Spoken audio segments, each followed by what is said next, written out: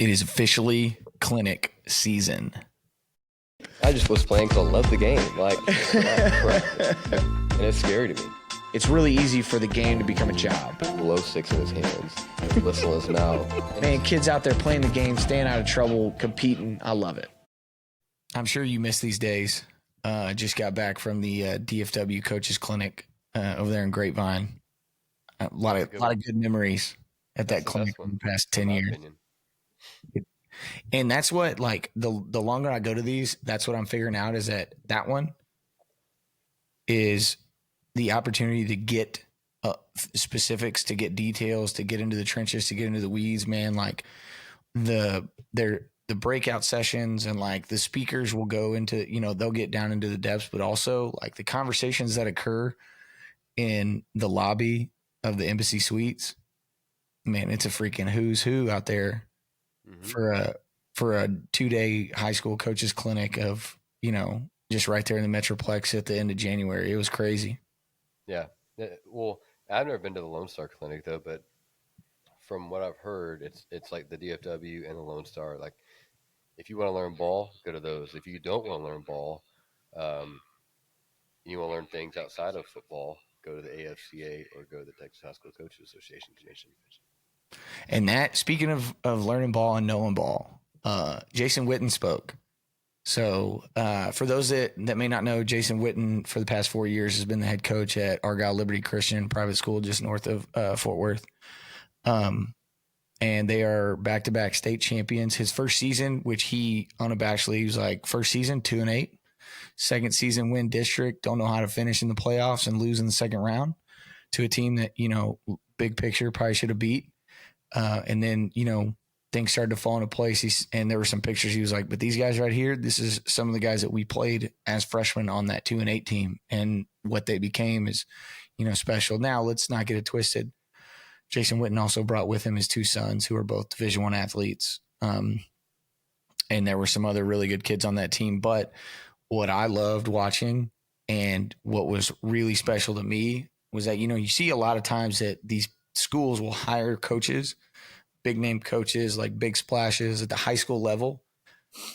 And my initial thought, because of things that I've seen, is like, is that guy really in it? Right. Or is he just like, oh, let me put the hoodie on, let me put the hat on, walk around, like, be the face or whatever. But like, I'm not really coaching. Like Jason Witten, I mean, everybody know, like Jason Witten knows ball, but like he loves ball and was like fired up there talking. They were talking flood, and all the variations of flood and how they build it out of 2x2 and 3x1, and they mirror it with their boot and the tags that they do off of it, how they attack when guys try and make like specialty adjustments to it, this, that, and the other. I mean, it was just like layer after layer after layer after layer, which as an offensive guy, you got to love, but also seeing a guy like that like, I mean, that guy, he doesn't need to be at the DFW clinic. He doesn't need to be the head coach of a high school. Right. But, his granddad was a head coach. He, athletic director. He, his brother took over for his granddad. Like, he knows the value of a strong high school football program, athletic program. And he was able to take all the experiences from Tennessee and the Cowboys and his entire NFL career and connect it back to the high school game and set realistic expectations and understood the value of the vessel of the game into doing all these things. And, he spoke on Friday afternoon, and he was probably, I think it was Friday afternoon. No, it was Saturday morning. He spoke Saturday morning, and he was probably the most energetic speaker I saw. And that's not a knock on anybody. It was just a pleasant surprise because you wouldn't expect that from, a Hall of Fame tight end who just so happens to, in his second career, become a high school football coach. Dude, that's awesome. I'm excited to hear she got the opportunity to present there. Shout out Joe Martin, huh? Yeah, it was big. I mean, and the room was packed, which, of course, it's, it's Jason Witten, it's the Dallas Cowboys, it's in DFW, all those things, right? But yeah. He did not, I mean, he spent the first 30 minutes and it's like, okay, yeah, we're going to talk ball. Don't worry. Like, we're going to get into concepts. We're going to get into weeds. But here's all the things we did first. here's all the things that we had to grow through. And one of the big turning points was a lot of the self-scout stuff and like what was the issues year 1 and 2, how do we fix it, this, that, and the other. Which he did acknowledge that one of the things that we fixed was we got better. So, we have really good kids. Yeah. But the kind of overarching theme when he got into the success rate of their 3-level passing game was the ball. Yeah. And I've heard Kendall Briles talk about the same thing and the winning percentages and how it adjusts when you average +1 turnovers made to turnovers given, and how it correlates to, winning percentage and, playoff bursts and et cetera, which, like I said, I heard Kendall Briles talk about that. I think it was 2 years ago, but his ability to touch, like that's the overarching theme. And we're going to take that and instill it in every aspect of the game, offense, defense, special teams. Like the guys know that like the ball is the priority.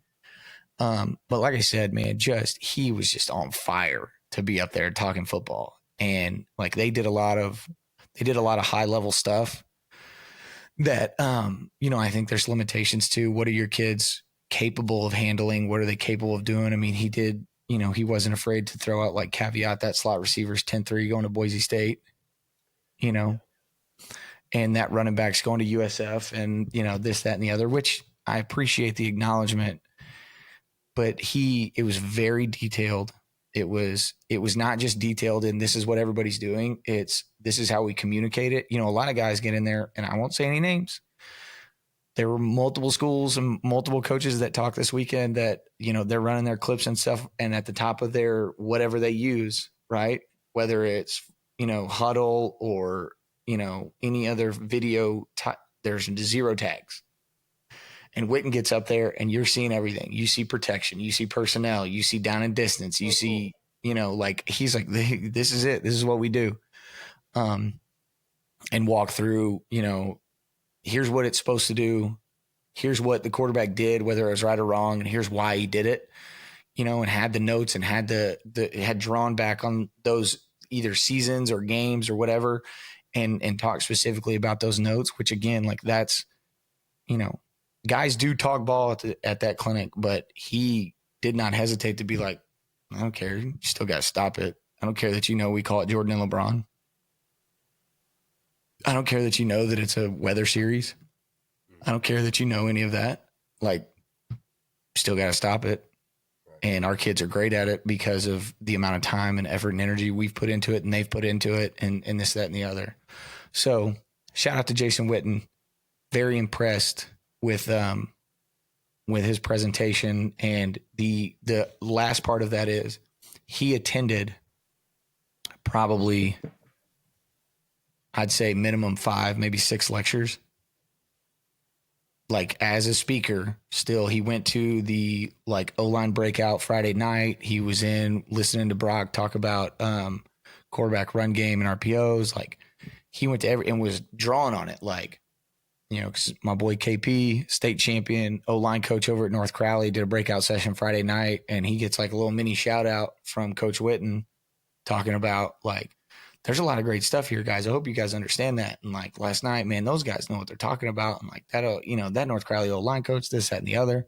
So I was very impressed, not because I ever thought that Jason Witten was going to be like a me guy, but to get up there and have that much energy, enthusiasm, and just excitement to be around the game and coach high school kids and whatnot. It was a lot of fun. I went in with my portfolio zipped up and I immediately unzipped it and started scribbling notes. Good. What did KP talk about? Did you go to it or no? I did not because the wife was in town, and so that breakout session was at like 8 p.m. and I needed to feed her, and so I did not attend that breakout session. Sorry, KP, don't get mad. Yeah, I've never witnessed a clinic where that team didn't have a bunch of dudes. And I do think if you can put on the very forefront, kind of like what Jason sounded like he did, where it's like, hey guys, I'm going to acknowledge the fact that we had some dudes here. I do think you're more apt to get people to actually listen to what you got to say. I feel like anytime I've gone to a clinic and somebody hasn't acknowledged that, it's so natural to just be like, well, yeah, that guy's a freak. That guy's and you're kind of looking at that the whole time, and you're not actually being able to be present and hear schematically what he has to say. I think if you do that on the front end, it's like kind of gets it out of the way. It's like, hey, man, like you're very rarely going to have a team over here that has 0 dudes who went 2-8. like almost every talker, it's like, yeah, they probably had dudes, and that's why they won, and they won. Like that's why they're presenting. They didn't get the call because they went 1-9, didn't make the playoffs, and Joe Martin was like, hell of a scheme though.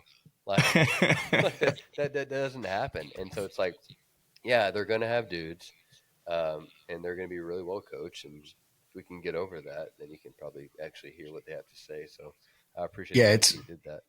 it's a tough beat to walk into the defensive lecture and it's like, odd front run defense. And it's like, we just present a 5-man box every play and no one can run the ball on us. Our front is, one SEC, Big 12, Conference USA, and our backers are, Big 10 and, SEC again. And it's like, okay, dude, like, I get it.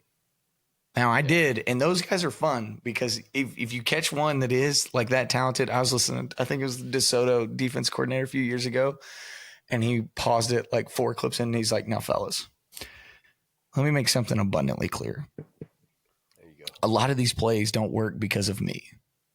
A lot of these plays work because of them. He was like, this is the most talented defense I've ever coached in my career. It's why we gave up single-digit points a game. It's why we won a state championship, this, that, and the other. And you're like, okay, so now that I know that that that's the situation, now I can trust what I'm writing down. Right. So, Right. Funny. But staying on, we touched on it last week. We're in the middle of the carousel, right? A lot of moving and shaking, high school through NFL. I mean, NFL has probably accelerated the most over the past like 5 days. But guys are getting jobs or getting relieved from jobs, and at all levels, there's always a couple that I think that you and I both, we see some and we're like, okay, that one's interesting. Yeah. And it's not interesting because like, oh, it's the perfect fit. It's like, okay, that one's out of left field because I didn't ever think that program would be on this guy's radar, or I never thought that this guy would be on that program's radar. And, you and I talked a little bit in the week and talking to other guys. It's, I think we both know the answer, but I think it's a topic that people kind of beat around the bush or are afraid to address head on. But would you say, this is one of those leading questions. Would you say coaching is an effort only based business? Hell no. And if not, what else plays into it? Yeah, I mean, yeah. So let's start backwards, and for the majority of the people that are doing this and they're in the business for the right way, to me, effort should be a given. It's an understood. And so I was talking to a young coach the other day who just got his first full-time job at the Division II level. And he was like, man, I'm so excited to work hard, and and I'm not going to try to find another job. And I kind of stopped him. I was like, yeah, generally when you look for a job, you won't find a job. And the moment that you can become present and be where your feet are at and work your butt off where you're at is the moment generally you end up looking up and you got 5 or 6 opportunities. And so he's like, yeah, I'm just going to work hard and keep my head down, and my effort's going to get me to the top. And I was like, whoa.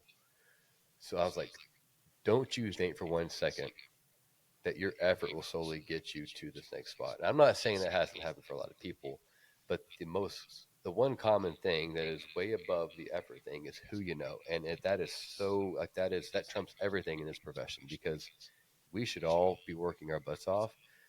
But I've known many of slaps that have made it to the Division I and the NFL level who can't draw anything on the board, and whether it was recruiting that got them there or it was simply because they went to the same high school that the head coach went to, like that is what got them the job. It wasn't their effort. And so it's like, yeah, the teaching point to me is like, be present. Don't be looking for a job. Work your butt off, but you better maintain your connections and grow your connections, because at the end of the day, those connections are what's going to allow you to get the job. not just your effort. And people are going to disagree with that, but like, hey, I've been in this long enough. I've seen everybody who's gotten a job before. It's not been like, hey, this guy just worked really, really hard, and that's why you should get him the job. It's like, no, he knows somebody that knows somebody, and they golf with somebody, and that's how he got the job. Like, period. Now, yeah, 100%. I mean, hey, they still have to vouch for you and say, yeah, there you go. I mean, I'm not afraid to admit it. Like it's all of us. the Like, two things that you got to be able to do, right?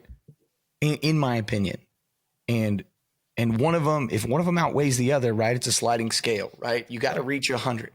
But if 60% comes from this side and 40% comes from this side or whatever, as long as it equals 100, you're good. So if your network equals 80 and your effort results equals 20, hey, that's still 100. You're probably going to get a shot, you know? Right. And I mean, I don't hesitate to acknowledge that the position I'm in today is strongly related to the network and the relationships that I have built and have through playing and coaching. Yep. I'm not going to sit here and be a fool and say that like, oh, well, you know, me playing for Coach Bryles had nothing to do with me getting the Mount Vernon job. You're a crazy person if you think that that's a real sentence that would ever come out of my mouth. Like Coach Bryles and his reputation and what he was able to do in the 2 years that he spent there and the 2 years that my teammate carried on, Coach Willard, after, if you think that that doesn't translate to confidence already being quickly instilled in the admin and the community and in my ability, I mean, what are we talking about? Right. And I'm okay acknowledging that because I'm confident and comfortable in my abilities and what I've been able to do in other places and what the opportunity presents itself. But I've also been on the other side where you are just working hard and you know, you're in a little bit different situation to where you know your worth and you know your capability, but the outside acknowledgement doesn't necessarily exist. Right. And this weekend was part of that. You know, being a coordinator, you've been a coordinator for over a decade, right? Mm-hmm. And when you get into it, and you got to skip this step at the high school level, so I don't even know why I'm asking you, but when you get into it, it's like the assistants want to be the coordinators because they know they got to be a coordinator before they're a head coach, right? Mm-hmm. And when you get that, there's a little bit of like external affirmation, right? That promotion is affirmation. But then you go to these clinics and you go to these get-togethers and phone calls and visits and whatnot, right? And you may not get the same interaction that you might have expected. And it causes this internal dialogue of like, okay, maybe this isn't as big of a deal as I thought it was. Maybe I overhyped this opportunity, right? So you go from just all I can speak on is my personal experience, right? You go from being a 4A coordinator to a 2A head coach, and I think that's a step up. And the interactions I had with people over those 2 years weren't really different. You know, the people I knew and the people that I had played with and worked with, you know, our interactions were great, but those external, you know, arm's length or new interactions, they weren't really, you know, they didn't see the opportunity the way I saw the opportunity. Then I got a 3A job, and I've had a 3A job for like, you know, 5 minutes and, well, 2 weeks at this point. But now those conversations are a little bit different. Now those people are coming up to talk to me. Now those people are want to do this. Hey, can we work together here? Blah, blah, blah. Can we do that? Which is all great. And I'm very appreciative. And the hardest thing that you have to do, and that I have to be extremely aware of for the next 11 months, I was the same coach when I was a coordinator that I was when I became a 2A head coach. And I better be the same coach at a 3A that I was at a 2A. Because if I start to let those things impact and lead my decision-making, my effort, you know, my availability, my focus, if I start to let those things become a distraction and affect what I'm capable of, well, this house of cards is going to come crumbling down in the next 11 months anyway. So don't buy into that hype. Like just because that guy shakes your hand a little bit longer and asks you a couple follow-up questions when you talk to him, that doesn't mean, oh, now I've made it, right? And it's all the same conversation in different avenues of life, right? when the backup becomes the starter, Yep. when the starter gets drafted in the first round, when the rookie gets his second contract, like those things can't be, when the sales associate becomes the sales manager, when the regional VP becomes the senior VP, those type of moves, if they start to seriously affect the way that you do your job, it will also affect how well you do your job. And it has to be something that it's something that I'm very aware of because of the experience I just had over this weekend. And I hope that people hear this and understand that, like, I'm not having this conversation and be like, oh, look, it's like, I'm a little hesitant. Now I'm a little like on edge. I have to make sure that I can manage this and, stay humble, keep my humility. And, fortunately, I think I just hired a guy that, that's going to help keep me humble so I won't have to worry about it. But, Good. That is something that I walked away and my immediate reaction was like, oh, that was cool. And then I was like, okay, but don't start reading your press clippings. Oh yeah. So, it's like especially in the coaching world, but it's the and tell me if you would disagree, but it's like people's internal perception of themselves. They tend to gauge off of the higher of a reputation for the people they associate themselves with. And so when they can associate with higher people who have this big reputation, more clout, bigger name in the coaching world, it seems to put this internal perception of themselves of like, oh man, I'm associating with them, so like now I'm more relevant. Because the whole coaching world is like, hey, what can you do for me and how can I make myself more relevant? Oh, you're just a 2A coach. I'm good. 3A, oh, let's roll. And it's like, no, like it shouldn't be that way. It's like, and this is going to sound cliche, but it's like, is he a good man? Does he have a good heart? Like, is he a good person? Then he's a good coach. Like, that's what it should be. And in the coaching world, it's more like, what can you do for me? And what is your relevance? Because if your relevance is high, then you can help me get to that position. Because at the end of the day, everybody in the world is selfish. It is what it is. And if you can't service me, then what use do you have for me? And that's even worse in the coaching world. And so, I think that's very admirable of you to be able to recognize. Because I do think it would have been very easy for you to have been like, oh, I made it. Let's go. Like, Matt Stepp wants to talk to me now. Let's do it. And it's like, no, like the day that you give yourself this internal affirmation that you made it because Matt Stepp wants to talk to you is a moment to me that you've just lost your soul. Like, no, I can't be judging my value of my life based on this external person. Nope, not doing it. So I applaud you for that. well, and all of this internal dialogue is coming on the heels of, being pretty frustrated, being pretty upset when I didn't make 35 under 35, or I didn't get this and I didn't get that. And I can tell you straight 100% honesty. My reaction to not getting acknowledged happened before I went 3-7. Yeah. Which brought me back down to reality. We had some internal conversations of, is this about you or is this about what you can do for everybody? Is this about what the program can do for you or about what you can do for the program? What the kids can do for you or what you can do for the kids? And the conversation I had with Eric Aiken, who's the FCA director out of Texarkana, flat out told him, I said, in 2023, we weren't built good enough people to deserve to be better than 3-7. We needed a reset and a refocus of be better men, top down. Starts with me, goes all the way down to pre-athletics. Be better men. Do all the hard stuff. Be better men. And I told him at summer of 24 that I think that we're good enough people to be a good football team. And last year we weren't. And it was a huge point of emphasis for me. And there's a lot of other things that could come into the conversation that you could correlate this piece and that piece. But what I know is that in the leading up to the 2023 season, I was worried about what everybody else thought and not being acknowledged enough. And we weren't very good. And then I made a conscious effort to not be focused or upset or bothered or search for outside acknowledgement. Yeah. And we were better.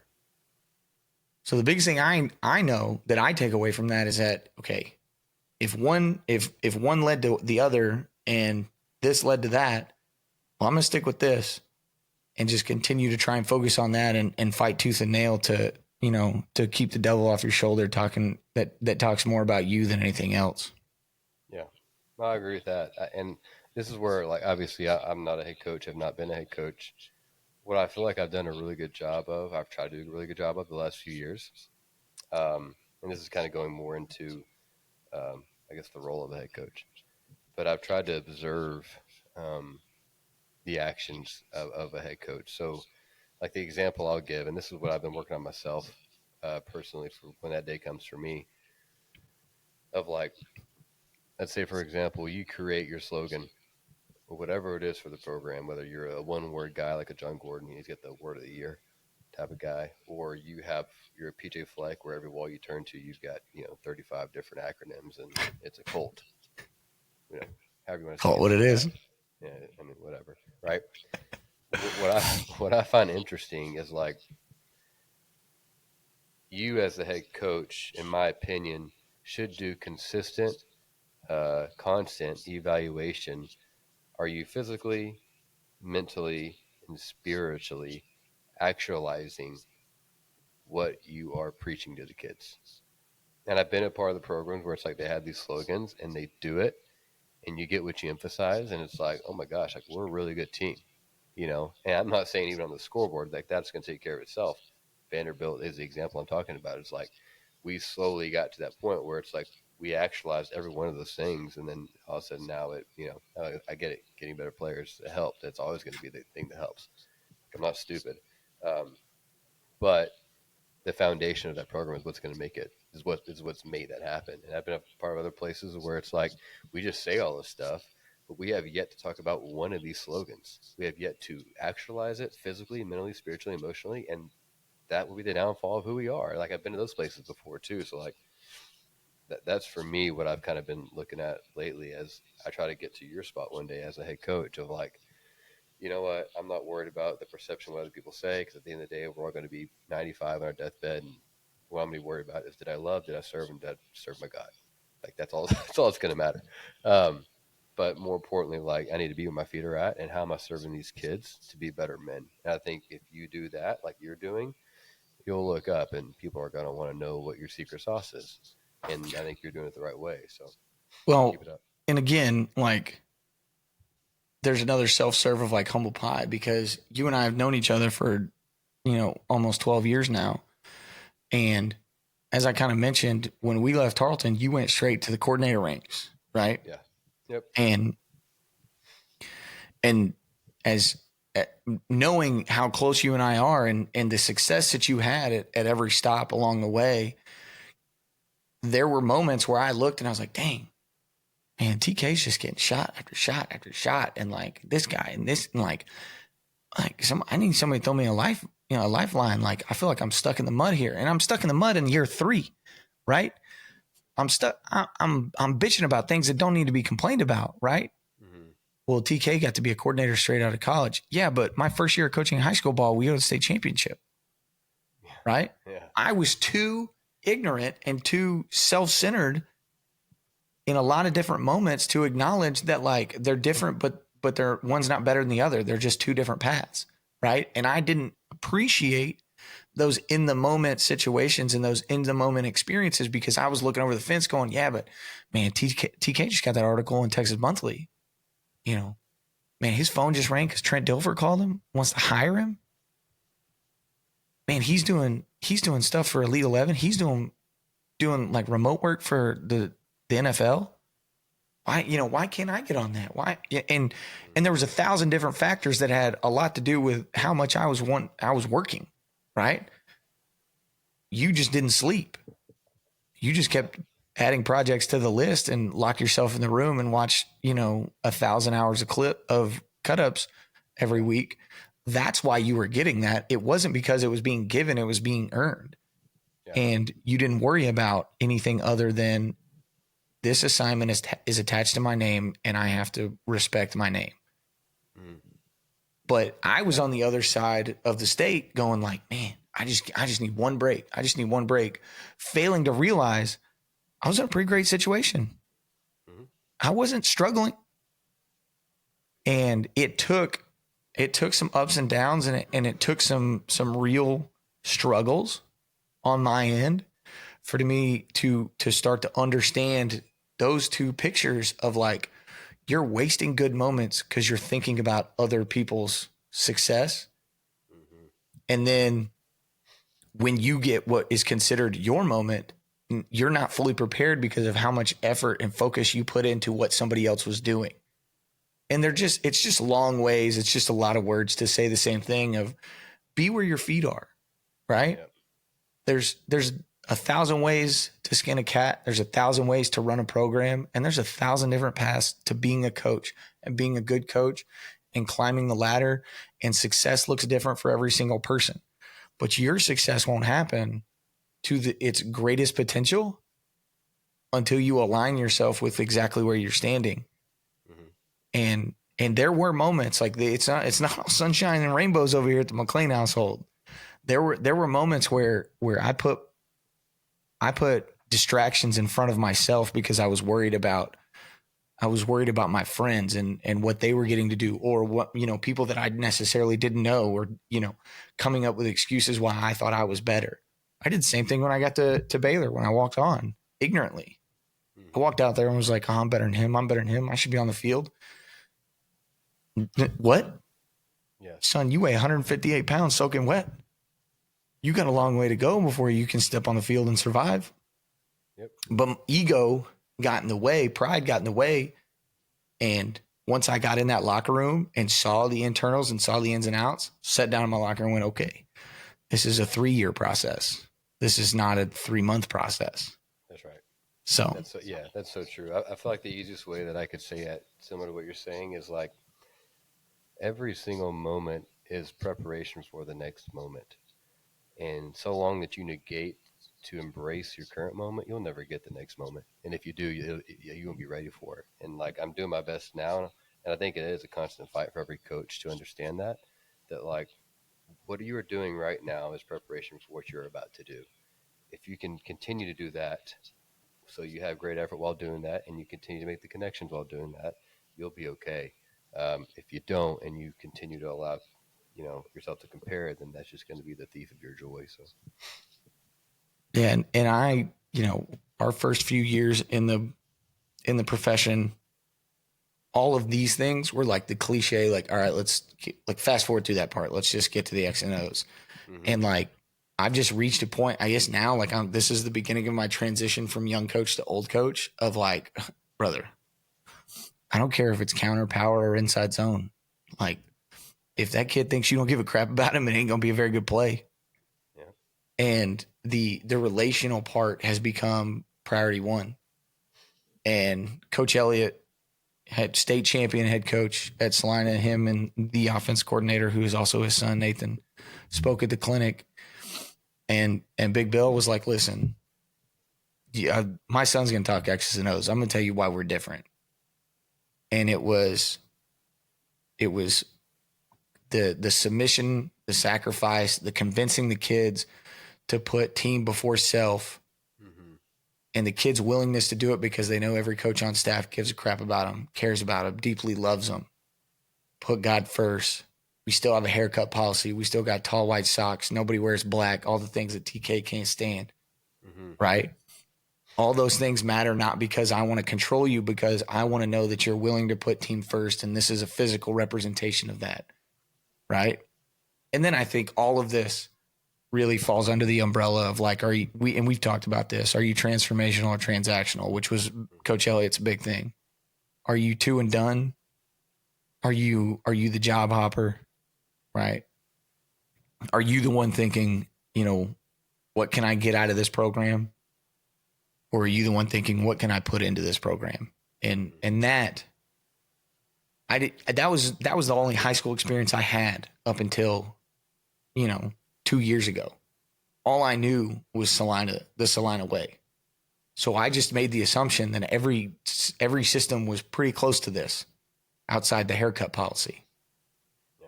And then your eyes open up and you're like, that is just not the case. Right. And, I don't need game changers. I need life changers when we build a staff. And the longer I do this, the more important that becomes. And as fun as it is to talk X's and O's, and as fun as it was to listen to Jason Witten get in the weeds about all the variations of flood and their 3-level passing attack, I was more apt to listen to him because of what he said in the first 35 minutes about what they did to build that program to where it was and to get those kids bought in and to change perception and to change expectations. If he doesn't say that at the beginning, I'd probably just sit there and be like, man, it's cool listening to Jason Witten talk and walk out with an empty notepad.